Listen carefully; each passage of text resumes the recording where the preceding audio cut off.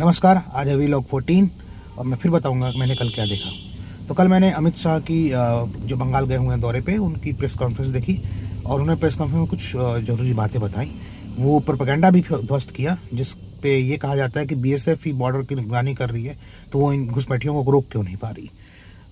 अमित शाह ने क्लियर किया कि अमित शाह ने और गृह सचिव ने बंगाल सरकार को 7 बार चिट्ठियां लिखी हैं जमीन उपलब्ध करवाने के लिए। हाई कोर्ट का भी ऑर्डर है इनको जमीन उपलब्ध करवाने के, ताकि बीएसएफ उस पर फेंसिंग कर पाए, लेकिन ये जमीन नहीं दे रही हैं ममता बनर्जी।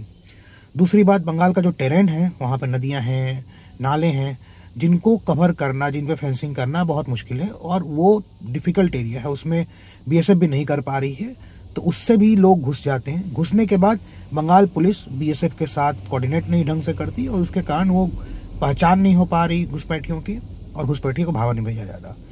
अमित शाह ने यह भी बताया कि कैसे कोई अगर किसी भी तरीके से अंदर घुस जाता है तो ये पुलिस की रिस्पॉन्सिबिलिटी भी है कि वो जो उनका फर्जी कार्ड बनवा रहे हैं, फर्जी कागज बनवा रहे हैं, वो इसको सुनिश्चित करें कि ये घुसपैठिया इसको बाहर भेजा जाए। जैसे असम में, त्रिपुरा में अब घुसपैठ बंद हो गई है।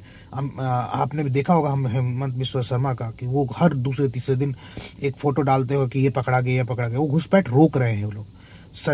राज्य सरकार रोक रही है। राज्य सरकार ने जमीन भी दी केंद्र सरकार को कि आप यहाँ पे फेंसिंग कर लीजिए, और जहाँ पे फेंसिंग नहीं है, जहाँ से घुस जा रहे हैं, उनको वहाँ की राज्य सरकार की पुलिस जो है वो भी कंट्रोल कर रही है, तो वहाँ से रोक दिया गया। अब बंगाल में है जो रुक नहीं रहा।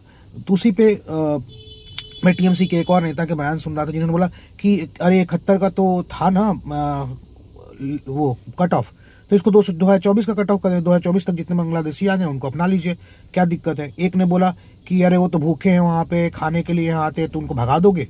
अरे भाई, धर्मशाला थोड़ी है। और एक 24 वाला, अभी 24 बोल रहे हो, कल 29 बोलोगे।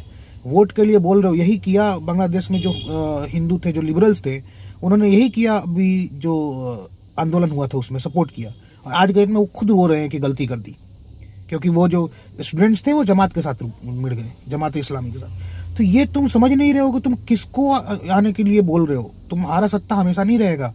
ये आएंगे, डेमोग्राफी चेंज होगी, फिर उसके बाद तुम कंट्रोल नहीं कर पाओगे लेकिन ये मानने को रेडी नहीं है। और मुझे लगता है कि बंगाल का चुनाव इस बार थोड़ा इंटरेस्टिंग होगा, और अगर घुसपैठ पे बात होगी तो ममता बनर्जी हमेशा बैकफुट पे रहेंगी। नमस्कार, लाइक कीजिए, कमेंट कीजिए, सब्सक्राइब कीजिए। जय हिंद।